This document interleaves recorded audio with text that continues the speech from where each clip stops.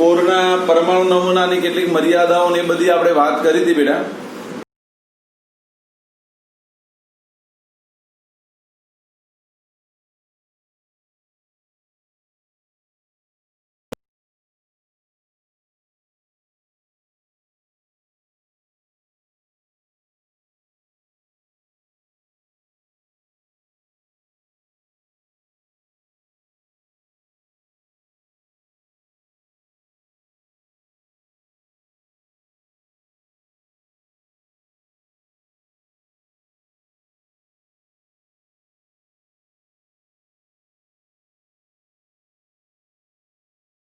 હાઇઝનબર્ગનો અનિશ્ચિતતાનો સિદ્ધાંત. નામ જ છે હાઇઝનબર્ગ.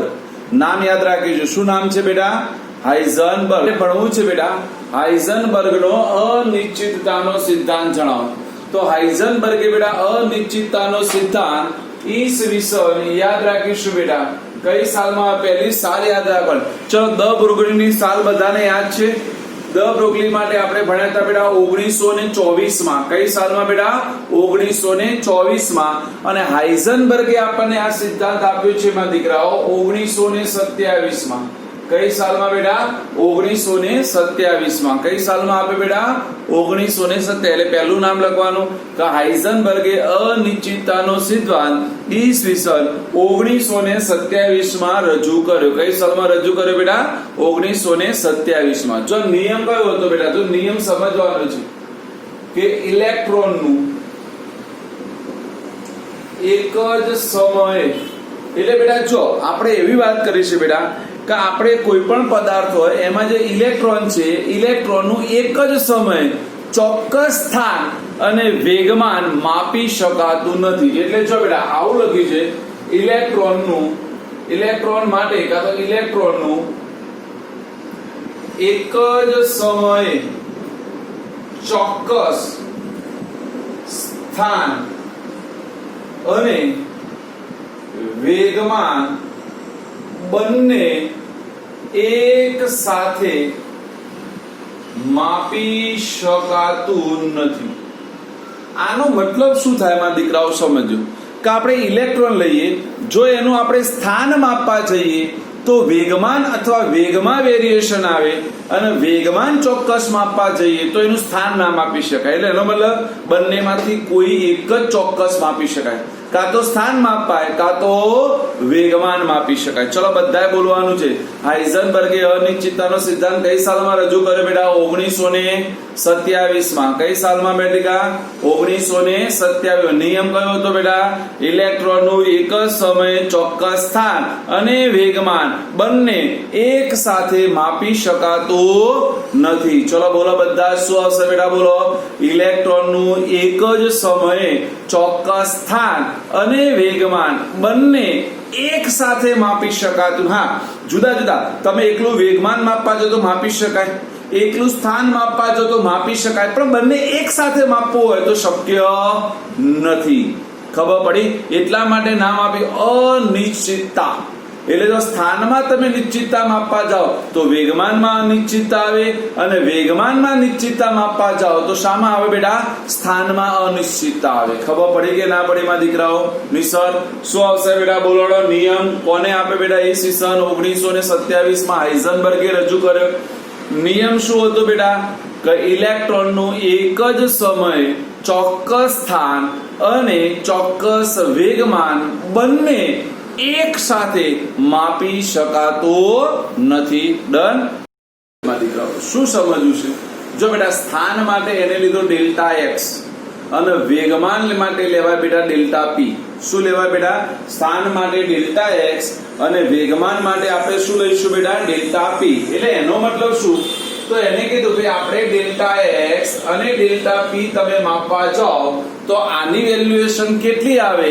તો યાદ રાખીશું મારા દીકરાઓ, ગ્રેટર ઓર ઇક્વલ ટુ, યાદ રાખો આ બધા જ ખોટું લખે છે બેટા, h/4π જેટલું આવે. કેટલું આવે બેટા? h/4π જેટલું. યાદ રાખો ડેલ્ટા એક્સ, આ ડેલ્ટા એક્સ ને કહેવાય બેટા સ્થાન. ડેલ્ટા પી એને શું કહેવાય માં દીકરાઓ? વેગમાન. એ greater or is equal to કેટલું હોય બેટા હાઇઝનબર્ગના અનિશ્ચિતતાના સિદ્ધાંત પ્રમાણે બેટા h/4π જેટલું હોય. કેટલું હોય બેટા h/4π. ચલો હવે મેં આવું શીખવાડ્યું તો મારા દીકરાઓ યાદ કરો. p બરાબર આપણે mb ભણ્યા હતા તો હું ડેલ્ટા p લઈ લઉં તો આપણને ખબર છે બેટા m ડેલ્ટા v થાય. કેમ? કારણ કોઈ પણ પદાર્થનું દળ ના બદલાય. આપણે વેગ બદલીએ તો દળ ના બદલાય. હું સપોઝ કહી દઉં કે નિસર્ગ છે એને દોડવાનું કહું બેટા તો નિસર્ગનો દરેક સમય વેગ જુદો જુદો હોઈ શકે પણ નિસર્ગનું દળ બદલાય બેટા. નિસર્ગનું દળ કેવું રહે બેટા? અચળ રહે. એટલે તો m આગળ ડેલ્ટા ના આવે. m ના m ડેલ્ટા v.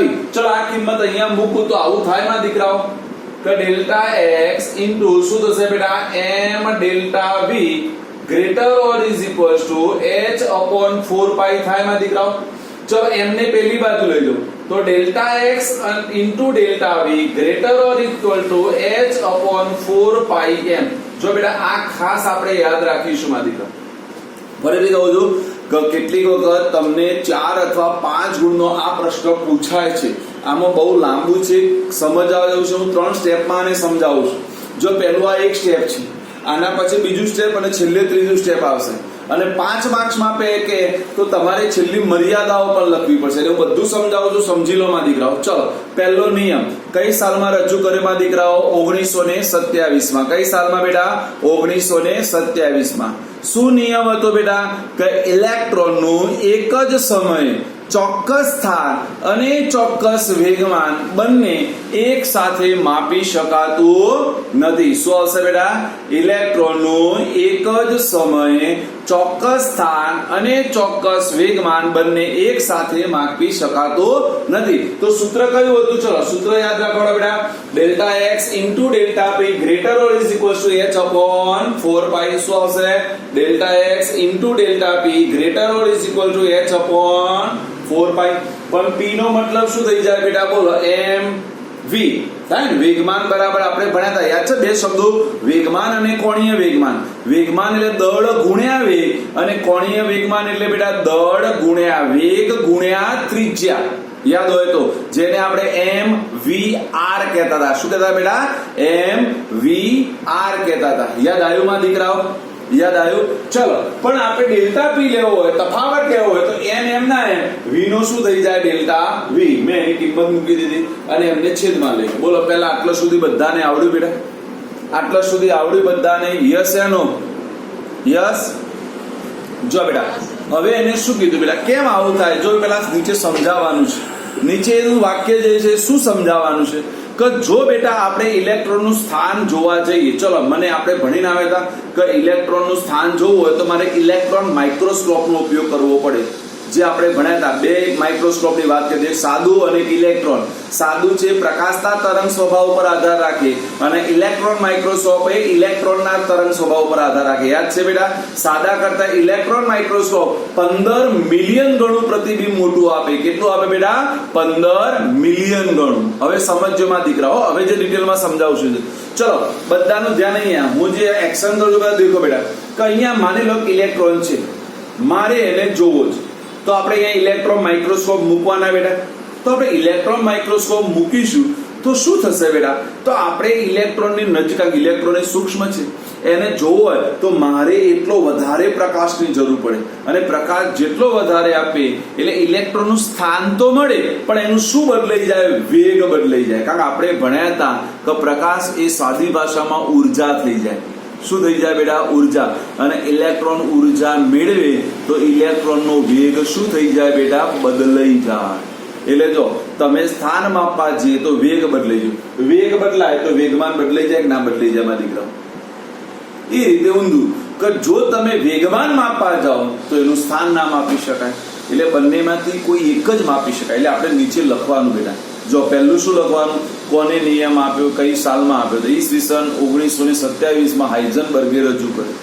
નિયમ શું હતો કે ઇલેક્ટ્રોનનું એક જ સમયે ચોક્કસ સ્થાન અને ચોક્કસ વેગમાન બંને એક સાથે માપી શકાતો નથી. પછી સૂત્ર delta x into delta P greater or is equals two h upon 4 પાઈ, પરંતુ પી બરાબર એમ બી, ધેરફોર ડેલ્ટા પી બરાબર એમ ડેલ્ટા વી. કિંમત મૂકી દો તો શું થશે બેટા? Delta x into m delta v greater or is equal to h upon 4 pi, અને delta x into delta v રાખીએ તો greater or is equal to h upon 4 pi m. Done. એના પછી નીચે કયા બે સેન્ટેન્સ આવશે બેટા? કે જો ઇલેક્ટ્રોનનું સ્થાન ચોક્કસ રીતે માપવા જઈએ તો એનો વેગ બદલાઈ જાય છે, અને જો વેગ ચોક્કસ રીતે માપવા જઈએ તો એનું સ્થાન બદલાઈ જાય છે. ડન. બોલો, આવડી ગયું સાક્ષી માદિકા? સાક્ષી ખબર પડી? યસ યા નો માદિકો? હા ના બોલ, અવાજ કાઢ. બરાબર. હા, હવે હસીન બોલી. હા, 15-20 મિનિટ થી હવે હસી. શિખર શું મુડલેસ થઈ ગઈ છે મારી દીકરી, ખબર જ નથી પડતી. ડન. ચાલો મારી દીકરા, જો હવે આપણે સમજવું છે, બધા ધ્યાન આપો બેટા. હવે બધા સમજવું કે બેટા આ સૂત્ર હાઇઝનબર્ગના અનિશ્ચિતતાનું સૂત્ર ઇલેક્ટ્રોનના, જો હવે ક્રિશા તે મને એક પ્રશ્ન પૂછ્યો તો એનો જવાબ અહીંયા આપું છું મારી દીકરા.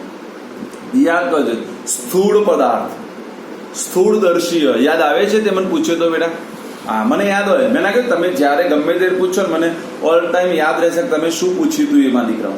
જો સ્થૂળ અને સૂક્ષ્મ બંનેમાં ફરક છે. સૂક્ષ્મ એટલે અતિ નાનું અને સ્થૂળ એટલે થોડું મોટું. સ્થૂળ એટલે શું થાય બેટા? મોટું.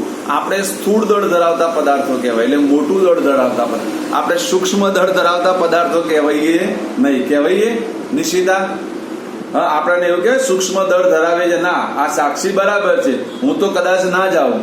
આરતી છે, સાક્ષી છે, આ બે આવી જાય નાના બાળકોમાં. બરાબર. અમે ક્રિશા ને તો ના જઈએ ફાઇનલ. બરાબર ને? હા. પછી આપણે પેલો નાનો છોટી હતો એનું નામ શું બેટા? 10માં હતો સૌથી પેલો વિરાજ. વિરાજની થેલી વાળો. બરાબર, સોની વિરાજ.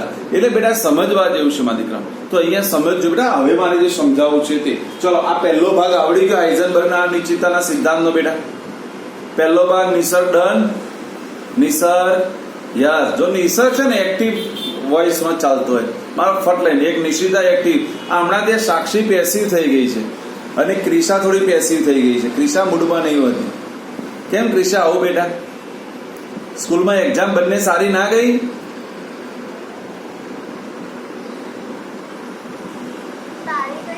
બંને?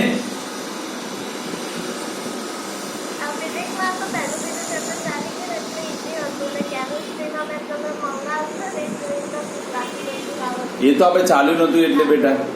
બરાબર ને? એ તો વેલિડ છે બેટા. ચાલો બેટા. ઓકે, જો હવે આનો બીજો ભાગ ભણાવું છું, બધા ધ્યાન આપીશું બેટા. જો હવે આપણે અહીંયા લખવાનું છે બેટા એક સેન્ટેન્સ કે બેટા હાઇઝનબર્ગનો અનિશ્ચિતતાનો સિદ્ધાંત એ સૂક્ષ્મદર્શીય પદાર્થો માટે લાગુ પડે છે, જ્યારે સ્થૂળદર્શીય પદાર્થોને લાગુ પડતો નથી. શું લખવાનું છે બેટા? બોલો. હાઇઝનબર્ગનો અનિશ્ચિતતાનો સિદ્ધાંત સૂક્ષ્મદર્શીય પદાર્થોને લાગુ પડે છે, જ્યારે સ્થૂળદર્શીય પદાર્થોને લાગુ પડતો નથી. ડન બેટા. જો આપણે એને એક્ઝામ્પલ આપીએ, બે એક્ઝામ્પલ આપ્યું દેખજો માં દીકરાઓ. ચલો એક્ઝામ્પલ નંબર 1. આપણે એમ જે છે 1 મિલીગ્રામ લઈ લઈએ. ચલો આપણે 1 મિલીગ્રામના કિલોગ્રામ કરવા હોય તો યુ નો વેરી વેલ 10⁻⁻6 થશે. કેટલા થશે બેટા? 10⁻⁻6. કેવી રીતે થયા ફરીથી સમજાવજો. પેલા મિલીગ્રામનું ગ્રામ કરવું એટલે 10⁻³ અને ગ્રામનું કિલોગ્રામમાં કરવું હોય એટલે ફરીથી 10⁻³ એટલે 10⁻³ ઇન્ટુ 10⁻³ એટલે કેટલા થાય બેટા? 10⁻⁻6. જો હવે તમે સમજજો બેટા, આ પદાર્થ નાનો કહેવાય કે મોટો કહેવાય? બોલો. 10⁻6 મિલીગ્રામ લીધું છે, નાનો જ કહેવાય ને? આપણા કરતા તો બહુ નાનો કહેવાય. હવે મારું વજન 90 કિલોગ્રામ હોય, હવે 90 કિલોગ્રામની સાપેક્ષમાં આ 10⁻6 કેજી એટલે તો બહુ બહુ બહુ બહુ નાનો કહેવાય. તો પણ શું થશે બેટા? હવે ધ્યાન આપીશું, બધાનું ધ્યાન અહીંયા. ચલો આપણે આવું કીધું બેટા કે delta x into delta v greater or is equals to h upon 4 pi m કીધું બેટા. ચલો delta x into delta v greater or is equal to h ની કિંમત બધાને આવડે 6.626 ગુણ્યા 10 ની માઈનસ 34 ઘાત. ચલો 4 પાઈ ની કિંમત બેટા 3.14 અને m આપણે લીધો 10⁻⁻6. ચલો બધાની પાસે કેલ્સી છે. ચલો કેલ્સી ઉપાડો બધા કેલ્સી લેમાં દીકરાઓ. ચલો કેલ્સી માં 6.626 ભાગ્યા 4 ભાગ્યા 3.14 કરે.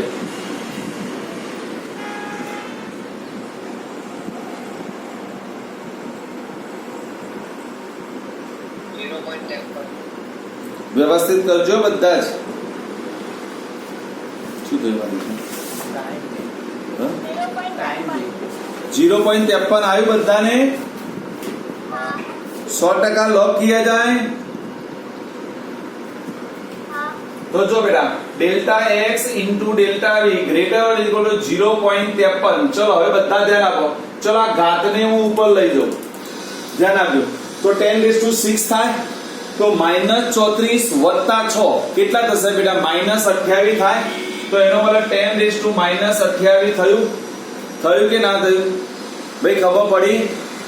જો ફરી ના ખબર પડે તો જો 10⁻6 માઈનસ ઉપર જાય તો શું થઈ જાય બેટા? પ્લસ થઈ જાય.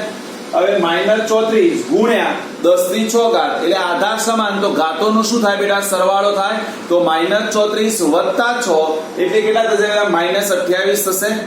હવે વિચાર કરજો, જો મેં દળ બેટા 10 ની -6 ઘાત લીધું એટલે બહુ નાનું જ કહેવાય, છતાં પણ મને દેખો ડેલ્ટા x અને ડેલ્ટા v ની કિંમત કેટલી મળી બેટા? દેખાય છે 0.53 ગુણ્યા 10 ની -28 ઘાત, જે બહુ જ કેવી કહેવાય બેટા? નાની કહેવાય.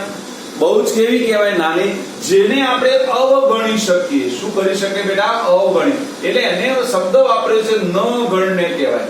અવગણી શકાય નો મતલબ એને ન ગણને કહેવાય. એને ગણો કે ના ગણો તમને કોઈ એની ફેર પડે નહીં. તો એને મેં વિચાર કરો કે મિલીગ્રામ જેટલા પદાર્થ માટે પણ અનિશ્ચિતતાનો સિદ્ધાંત લાગુ પાડી શકાય નહીં. કેટલા? 1 મિલીગ્રામ જેટલો પદાર્થ હોય તો અનિશ્ચિતતાનો સિદ્ધાંત લાગુ ના પડે. એ પણ એના માટે વજનદાર કહેવાય, ભારે કહેવાય. તો કેવા પદાર્થોને લાગુ પડે? તો હવે આપણો ત્રીજો મુદ્દો શરૂ થશે. ડન બેટા? જો પહેલો મુદ્દો શું હતો? ફરીથી ગયેલો બેટા. પહેલો મુદ્દો શું હતો? સાલ wise.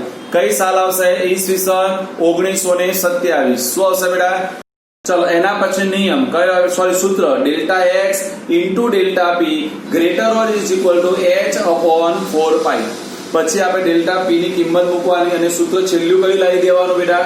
Delta x into delta v greater or is equal to h upon 4 pi m વાળું. ડન. પછી નીચે આપણે એક સૂત્ર લખીશું. કયું વાક્ય લખવું પડશે એમાં દીકરાઓ? બોલો બોલો. હાઇઝનબર્ગનો અનિશ્ચિતતાનો સિદ્ધાંત સૂક્ષ્મદર્શીય પદાર્થોને લાગુ પડે છે, જ્યારે સ્થૂળદર્શીય પદાર્થોને લાગુ પડતો નથી. પછી આપણે એક્ઝામ્પલ આપીને પહેલું એક્ઝામ્પલ કયું લેવાનું? કેટલું દળ લેવાનું બેટા? 1 મિલીગ્રામ. કેટલું લેવાનું બેટા? 1 મિલીગ્રામ. એના માટે કેલ્ક્યુલેશન કરવાની. બોલો આટલે સુધી આવડી ગયું? આવડી ગયું. ચલો હવે બીજું એક્ઝામ્પલ લઈશું. આપણે ધ્યાન આપીશું માં દીકરાઓ. બીજું એક્ઝામ્પલ લઈશું અને બીજા એક્ઝામ્પલમાં આપણે શું વાત કરીશું માં દીકરાઓ? તો આપણે ઇલેક્ટ્રોનનું દળ લઈશું. જો ધ્યાન આપજો બેટા, ઇલેક્ટ્રોનનું દળ. તો ઇલેક્ટ્રોનનું દળ આપણે યાદ રાખી દઈએ બેટા 9.11 ગુણ્યા 10 ની -31 ઘાત કિલોગ્રામ છે. ભાઈ ઇલેક્ટ્રોનનું દળ આપણે બધા તૈયાર કરી દઈશું બેટા. કેટલો? જો આમાં 9.10 લખે છે, કેટલીક 9.1 પણ લખાય છે, પણ ઓરિજિનલ વેલ્યુએશન આપણે યાદ રાખવાની. કેટલી યાદ રાખવાની? ઇલેક્ટ્રોનનું દળમાં દીકરાઓ 9.11 ગુણ્યા 10 ની -31 ઘાત કેજી. યાદ રહેશે બેટા? ચલો ઇલેક્ટ્રોનનું દળ બોલવાનો બધા શું હશે? 9.11 ગુણ્યા 10 ની -31 ઘાત કિલોગ્રામ. ડન. ડન. ચલો આના માટે ગણીએ. આવી જાવ બધાનું ધ્યાન અહીંયા બેટા. ચલો delta x into delta v greater or is equal to h upon 4 pi m. ચલો delta x into delta v greater or equal to 6.626 ગુણ્યા 10 ની -34 ઘાત નીચે 4 ગુણ્યા 3.14 ગુણ્યા 9.11 ગુણ્યા 10 ની -31 ઘાત. ચલો મને આટલો ભાગાકાર કરી આવો બધા બેટા. ચલો 6.626 લઈશું, એને 4 વડે ભાગીશું, ફરી આપણે એને 3.14 વડે ભાગીશું. જે જવાબ આવે એને ફરીથી 9.11 વડે ભાગીશું.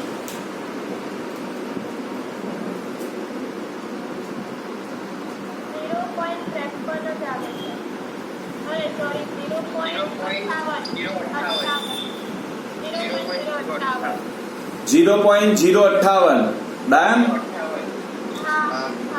चलो बेटा, तो जो delta x into delta v greater equal to 0.058 गुण्या, चलो आ ऊपर लई जे માં દીકરાઓ, તો ચલો -34 હવે આ +31 થશે એટલે 10 રેઝ ટુ માઈનસ કેટલી આવશે બેટા 3 આવશે. ચલો હું આને આવું લખું delta x into delta v પેલાના સાથે સરખાવું છે એટલા માટે 0.58 ગુણ્યા 10 ની -4 ઘાત થઈ જાય કે ના થઈ જાય.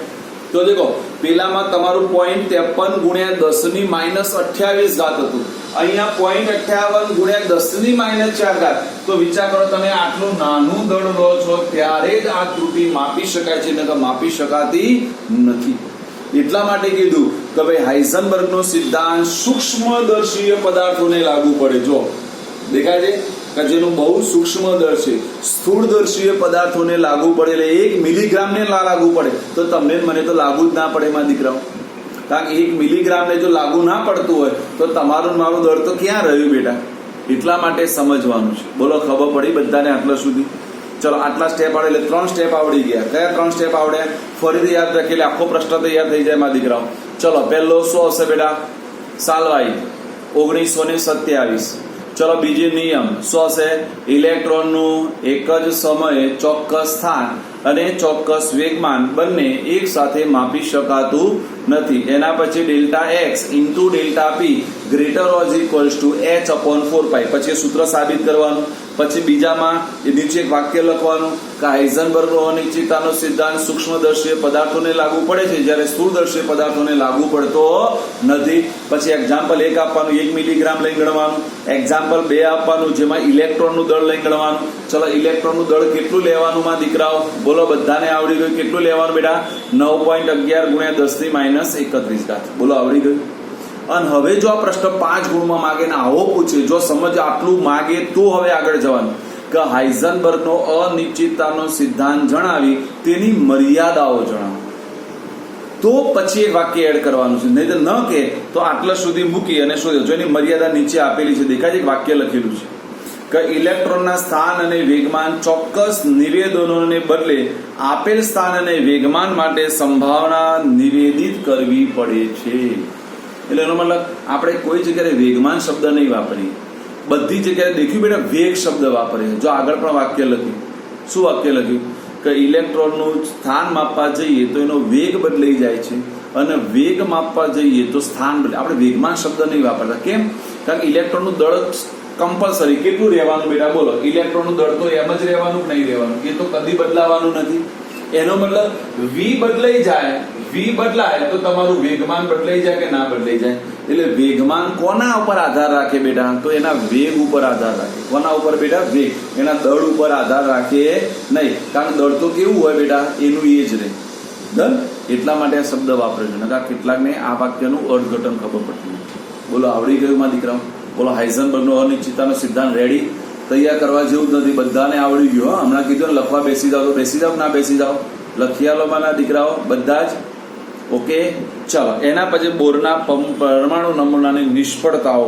જો બેટા હવે આગળ ભણીએ એમાં દીકરાઓ કે બોરના પરમાણુ નમૂનો નિષ્ફળ રહ્યો તેના કારણો જણાવો. બરાબર?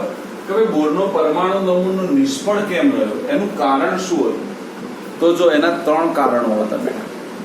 કેટલા કારણો હતા? પહેલા 3 કારણો. એટલે જો આપણને આવો પૂછાય બેટા તો બંને પ્રશ્નો અલગ છે. બોરના નમૂનાની મર્યાદાઓ પૂછાય તો અલગ પ્રશ્ન છે. બોરના નમૂનો નિષ્ફળ થવાના કારણો પૂછાય તો અલગ પ્રશ્ન છે. બંને ભેગા ના કરી દેતા. ડનમાં દીકરા? ખબર પડી ગઈ? યાદ છે ને આપણે આગળ ભણીને આવ્યા છીએ એટલે બધા ભેગા ના થઈ જાય. નકર બધા ભેગા કરશો તો શું થશે બેટા? ઉપાધિ આવશે. બરાબર? એટલે જો બેટા પ્રશ્ન આવો છે, બોરનો નમૂનો નિષ્ફળ થવાના કારણો જણાવો. કે ભાઈ બોરનો નમૂનો નિષ્ફળ કેમ ગયો મારા દીકરા? તો એના કારણો માંગેલા છે. શું કારણો માંગ્યા છે એને? તો જો પહેલું કારણ એને માંગ્યું છે ઇલેક્ટ્રોન માટે. ચલો બેટા, પહેલો આપણે ઇલેક્ટ્રોનને સમજ્યા. તો ઇલેક્ટ્રોનને આપણે કેવો ગણ્યો બેટા? ભાર ધરાવતો કણ. ચલો, બધા ઇલેક્ટ્રોનનું દળ લીધું બેટા, હમણાં જ આપણે લઈ લીધું, યાદ છે ને? ચલો, ઇલેક્ટ્રોનનું દળ એમ બરાબર આપણે શું લઈને ગણ્યા બેટા? 9.11 ગુણ્યા 10⁻31 કિલોગ્રામ.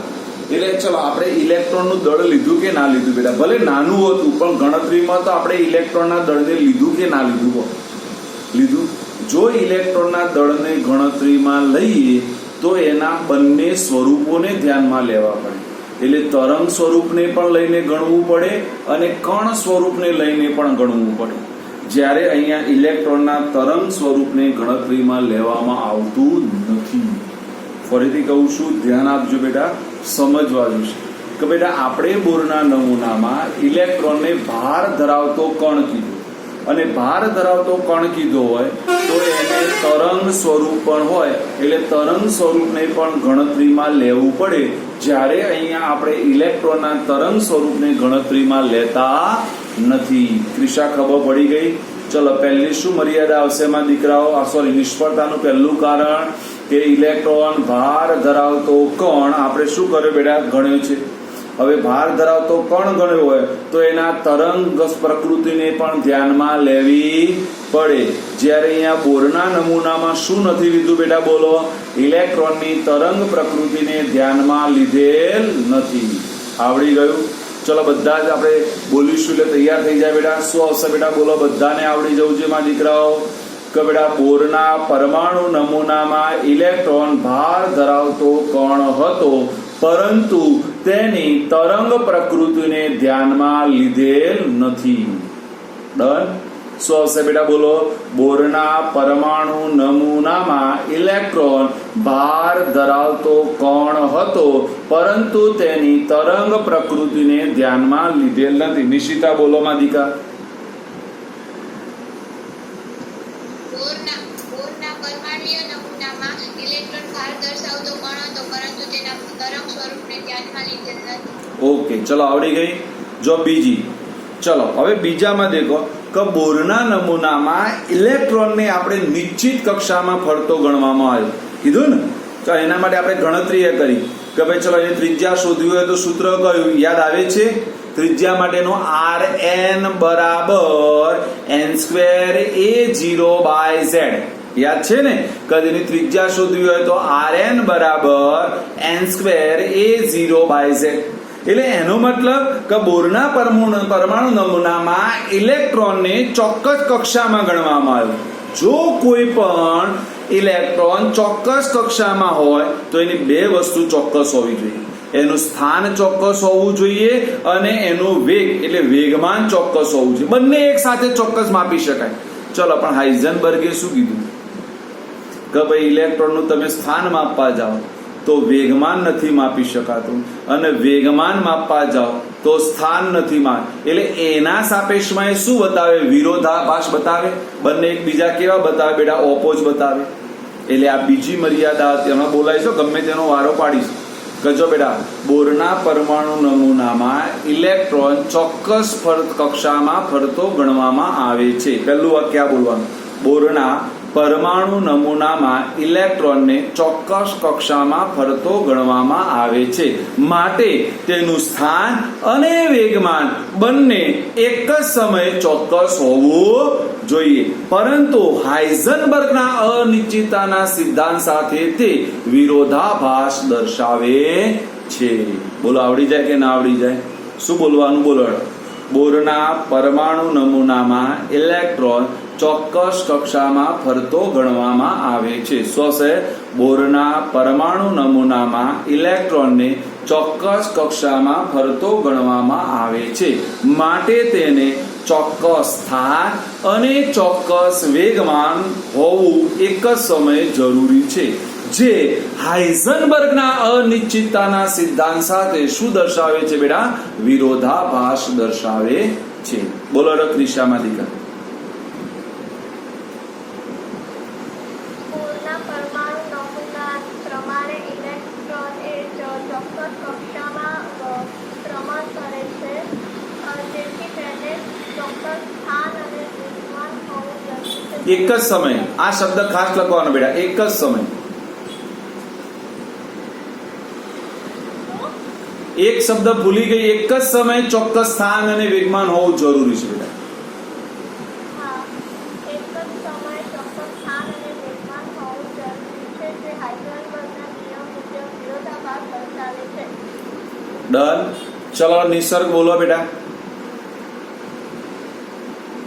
બોરના પરમાણુ નમૂના પ્રમાણે ઇલેક્ટ્રોન એ નિશ્ચિત કક્ષામાં ભ્રમણ કરે છે, તેથી ઇલેક્ટ્રોનનું એક જ સમયે ચોક્કસ સ્થાન અને ચોક્કસ વેગમાન હોવું જરૂરી છે, પરંતુ તે હાઇઝનબર્ગના અનિશ્ચિતતાના સિદ્ધાંતથી વિરોધાભાસ ધરાવે છે.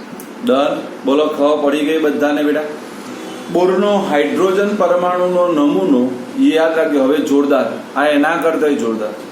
બોરનો હાઇડ્રોજન પરમાણુનો નમૂનો દ્રવ્યના દ્વૈત સ્વભાવને ધ્યાનમાં લેતો નથી.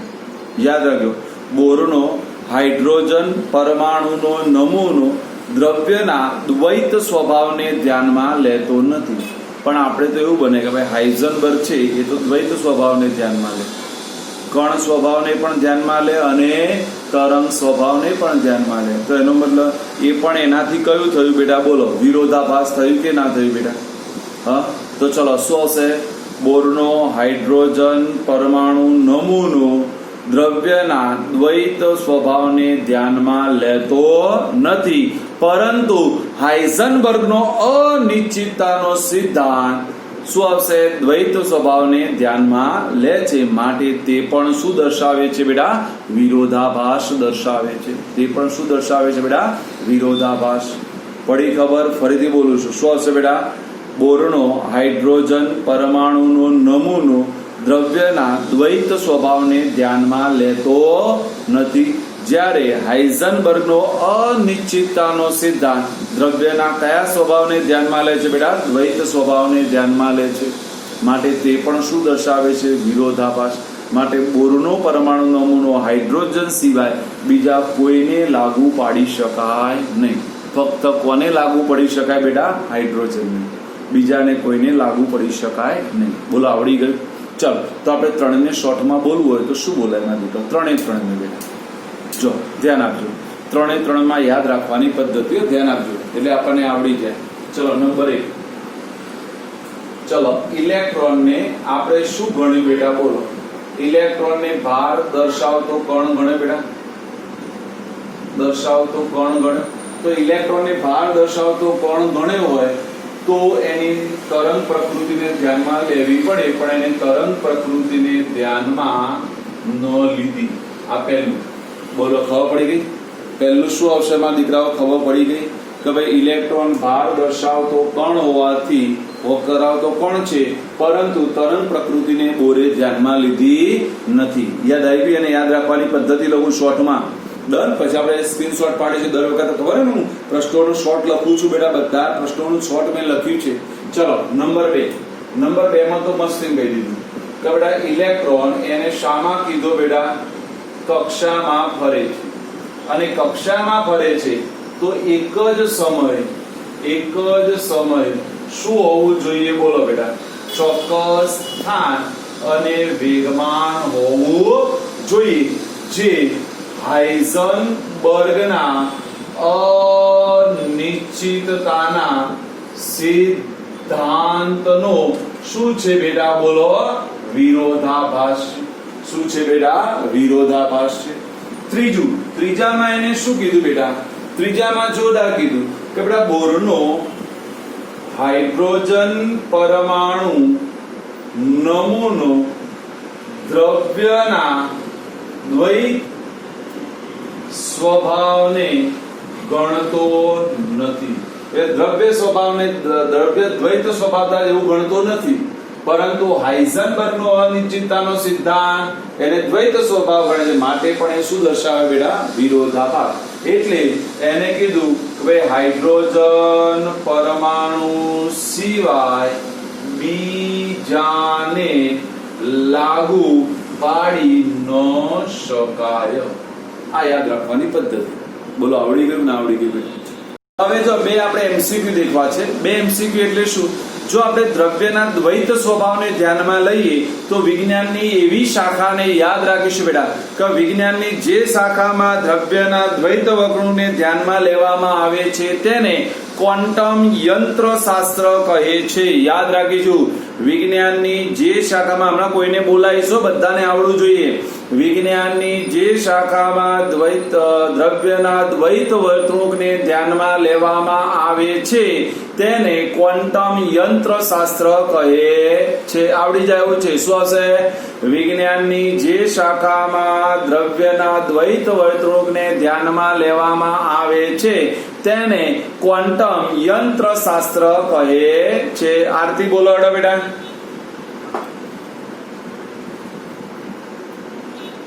વિજ્ઞાનની શાખા જે દ્રવ્યોની દ્વૈત વર્તણૂકને ધ્યાનમાં લે છે તેને ક્વોન્ટમ યંત્રશાસ્ત્ર કહે છે. Very nice. બરાબર. જો બેટા હવે આપણે ત્યાં સાહેબ ક્વોન્ટમ યંત્રશાસ્ત્ર કઈ સાલમાં આવ્યું? તો ઈસવીસન 1926 માં. એટલે એનો મતલબ સમજવા જેવું છે. જો 24 માં દ બ્રુગલી આવ્યો. યાદ રાખો. 24 માં કોણ આવ્યો બેટા? દ બ્રુગલી. 27 માં કોણ આવ્યો? હાઇઝનબર્ગ. કોણ આવ્યો? હાઇઝનબર્ગ. એના પહેલા આ ક્વોન્ટમ યંત્રશાસ્ત્ર આવી ગયું હતું. આવી ગયું બેટા 1926. એટલે એના પહેલા થાય બેટા. તો આ બે જણાએ ભેગા થઈને આપ્યું હતું. કયા બે જણા હતા? એક તો હતો આપણો હાઇઝનબર્ગ. એક તો કોણ હતો બેટા? હાઇઝનબર્ગ. અને બીજું નામ હતું સોડિન્જર. નામ યાદ રાખ્યો. સોડિન્જર. છોડીને જવા વાળો સોડિન્જર.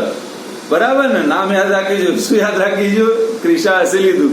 સોડિન્જર નામ બેટા. આ તો કેટલાકને ન ભાવે તો પછી નવું આવ્યો. સોડિન્જર એટલે શું સાહેબ? છોડીને જવા વાળો સોડિન્જર. હે ને? હની સર સાચી વાત ને બેટા? એવું હશે? હા, એવું ના હોય લ્યા. એવું હતું છે. એની માસીએ એવું નામ પાડ્યું, કાં તો એની ફઈએ નામ પાડ્યું. એમાં આપણે શું કરીએ બા દીકરા? હા, કેટલાકની ફઈઓ એવા નામ પાડે ને કે આપણને શરમ આવે. હા ને? હમણાં આવશે. તમે 12માં ભણશો, 11માં આગળ ભણશો, એમાં પણ આવશે. ફ્રીજ લંડન નામ આવશે. નામ જ એવું, ફ્રીજ લંડન. લ્યો. હા, આપણા ઘરે ફ્રીજ આવ્યો હોય તો આપણે શું બોલીએ? ફ્રીજ આવ્યો બોલીએ, ફ્રીજ આવ્યું બોલીએ, ફ્રીજ આવી બોલાય. હા ને? એટલે કઈક બધું. હા, બસ બસ. હવે પહેલાને ખખડાઈશ નહીં. સૌમ્યને બહુ ખખડાઈશ નહીં તું. હો ક્રિશા. બાપો ડરી જશે અને તકલીફ થશે તો વોશરૂમમાં બેસી રહેવું પડશે બાપડાને.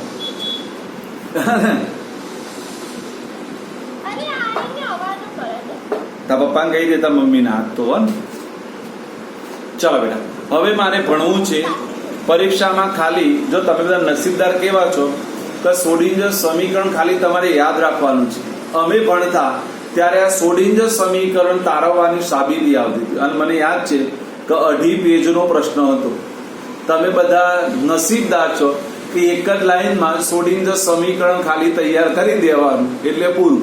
તમને બે રીતે પૂછાય. જો 1 માર્ક્સમાં પૂછાય તો ફક્ત આવું પૂછાય, સોડિન્જર સમીકરણ લખો. 1 માર્ક્સમાં પૂછાય. અને જો 2 માર્ક્સમાં પૂછાશે તો આવું લખશે બેટા કે સોડિન્જર સમીકરણ લખી તેના પદો સમજાવો. બોલો, ખબર પડી ગઈ? 1 માર્કરમાં કે તો ઓનલી પર આપણે લખીને છોડી દેવાનું. અને 2 માર્કરમાં કે તો આપણે એના પદોને સવિસ્તર સમજાવવાના છે. જો સમજાવું છું તો પહેલા આપણે સોડિન્જર સમીકરણ લખીએ તો જોજો, ધ્યાન આપજો. સોડિન્જર સમીકરણ બહુ સારું છે. d² સાય. ભાઈ જો આ છે ને, અત્યારે શ્રાવણ મહિનો ચાલે છે. હા, એટલે આને ત્રિશૂળ ના સમજતા. હા, નકા શંકર હર હર મહાદેવ ત્રિશૂળ કોઈને બોલે સાય બોલાય. શું બોલાય બેટા? સાય. ક્રિશા શું બોલાય? હા, મોટા લખો. તને દેખાય 4 આંખો છે છતાં પણ મોટા રાઇટિંગ કે છે ચંપાડી.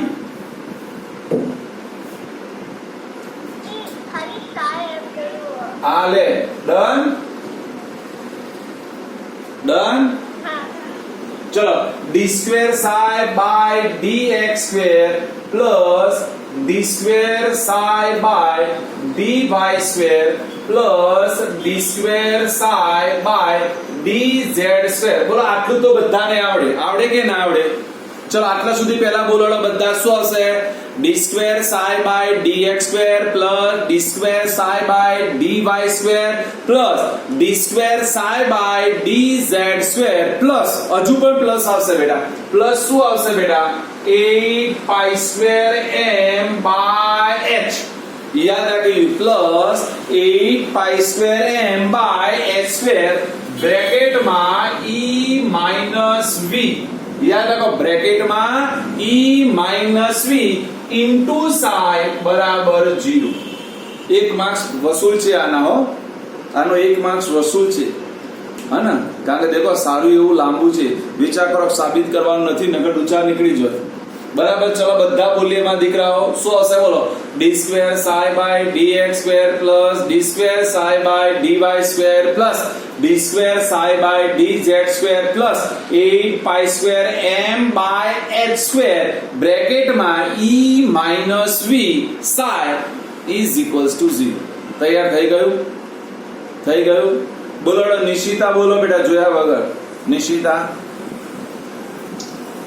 d square psi by dx square plus d square psi by dy square plus d square psi by dz square plus 8 pi square am by h square h નહીં બેટા h square h square e minus b psi is બરાબર ચલો આવશે સાક્ષી બેટા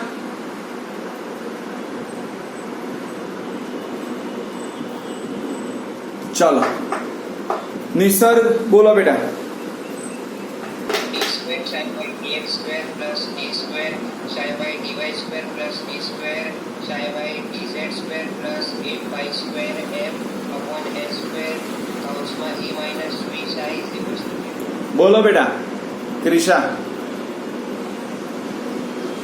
square psi by x square plus square psi by y square plus square psi by dz square बराबर plus plus plus plus plus बराबर नहीं plus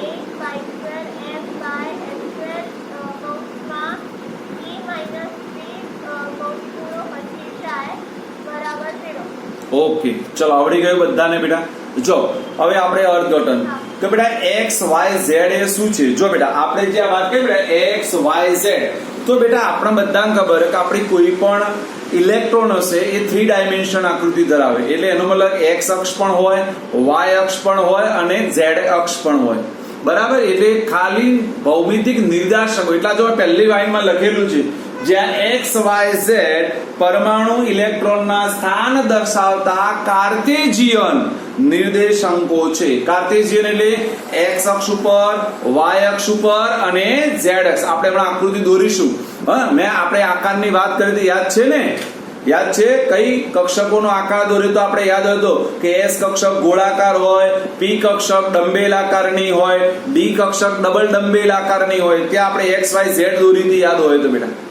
તો અહીંયા પણ આપણે હમણાં દોરીશું એટલે x y z એ કશું નથી બેટા ખાલી કાર્ટેશિયન નિર્દેશાંકો છે બરાબર x y z એ શું છે ઇલેક્ટ્રોનનું સ્થાન દર્શાવતા કાર્ટેશિયન નિર્દેશાંક છે કેમ બેટા માથું હાથ મૂક્યો ક્રિશા માથું ચડ્યું ડન ચલો એના પછી m એટલે તો ઇલેક્ટ્રોનનું દળ બધાને આવડે કેટલું આવશે m બરાબર ઇલેક્ટ્રોનનું દળ બરાબર 9.11 ગુણ્યા 10 ની માઈનસ 31 ઘાત કિલોગ્રામ ડન ચલો એના પછી h તો બધાને આવડે પ્લાન્કનો અચળાંક ચલો h બરાબર પ્લાન્કનો અચળાંક એની કિંમત પણ આવડે 6.626 ગુણ્યા 10 ની માઈનસ 34 ઘાત જૂલ ઇન્ટુ સેકન્ડ ચલો E શું છે તો ઇલેક્ટ્રોન અને પ્રોટોન પ્રણાલીની કુલ ઊર્જા છે આ E જે છે એ ઇલેક્ટ્રોન અને પ્રોટોન પ્રણાલીની કુલ ઊર્જા છે યાદ રાખો E ફોર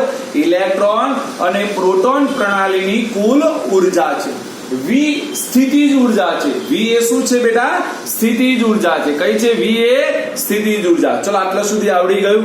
ચલો પહેલા આટલા સુધી શું આવશે બોલો? x y z એ ઇલેક્ટ્રોનનું સ્થાન દર્શાવતા શું છે બેટા? કાર્ટેશિયન નિર્દેશાંકો. ખબર પડી ગઈ? x y z એ શું છે? ઇલેક્ટ્રોનનું સ્થાન દર્શાવતા કાર્ટેશિયન નિર્દેશાંકો છે. ચલો એના પછી બેટા m ઇલેક્ટ્રોનનું દળ, એના પછી બેટા h પ્લાન્કનો અચળાંક, એના પછી E ઇલેક્ટ્રોન અને પ્રોટોનની પ્રણાલીની કુલ ઉર્જા, V એટલે સ્થિતિજ ઉર્જા. ડન. હવે છેલ્લો વધુ બેટા psi. તો psi એ તરંગ વિધેય છે. યાદ રાખવાનું બેટા, psi એ શું છે બેટા? તરંગ વિધેય છે. મોસ્ટ ઇમ્પોર્ટન્ટ અંડરલાઈન કરો બધા જ બેટા. જે સામાન્ય તરંગના કંપ વિસ્તાર સાથે સમાનતા ધરાવે છે. જે સામાન્ય તરંગના કંપ વિસ્તાર સાથે સમાનતા ધરાવે છે તે ઇલેક્ટ્રોન કક્ષીય તરંગ વિધેય psi નું કોઈ ભૌમિતિક અર્થઘટન નથી. જો એનું કોઈ ભૌમિતિક અર્થઘટન નીકળે નહીં, ખાલી એ બેટા તરંગનો કંપ વિસ્તાર દર્શાવતું વિધેય છે. એનું કોઈ ભૌમિતિક અર્થઘટન નથી. ચલો આવડી ગયું બધાને બેટા? ચલો ફરીથી એકવાર રિપીટ કરી નાખીએ બેટા. ચલો પહેલું સૂત્ર બોલો બેટા. શ્રોડિંજરનું સમીકરણ બોલો બધા. d² psi by dx square plus d² psi by dy square plus d² psi by dz square plus 8 pi square m upon s square બ્રેકેટમાં e minus v into psi બરાબર 0. જ્યાં x y z એ શું છે માં દીકરાઓ? ઇલેક્ટ્રોનનું સ્થાન દર્શાવતા Cartesian નિર્દેશાંકો. m બરાબર ઇલેક્ટ્રોનનું દળ, h બરાબર પ્લાન્કનો અચળાંક, e બરાબર પ્રોટોન અને ઇલેક્ટ્રોનની કુલ ઉર્જા, v એટલે સ્થિતિજ ઉર્જા, psi એ તરંગ વિધેય છે જે ફક્ત તરંગના કંપ વિસ્તાર સાથે સમાનતા દર્શાવે છે, જેનું કોઈ ભૌમિતિક અર્થઘટન નથી. બોલો આવડી જાય? આવડી જાય? એટલે તમને 2 માર્ક્સમાં પૂછાય તો શું લખવાનું? 1 માર્ક્સમાં ઓનલી ફોર સમીકરણ લખી. એના પછી આપણે કક્ષા અને કક્ષક ભણાવી દીધી. યાદ છે? કક્ષા એટલે શું? તો પરમાણુના કેન્દ્રની આસપાસનો એવો વર્તુળાકાર માર્ગ કે જ્યાં ઇલેક્ટ્રોન શું કરે છે બેટા? પરિક્રમણ કરે છે, તેને કક્ષા કહેવાય. અને કક્ષક એટલે શું? તો પરમાણુના કેન્દ્રની આસપાસનો એવો અવકાશ કે જ્યાં ઇલેક્ટ્રોન મળી આવવાની સંભાવના કેવી હોય બેટા? મહત્તમ હોય. તેને શું બોલાય બેટા? કક્ષક.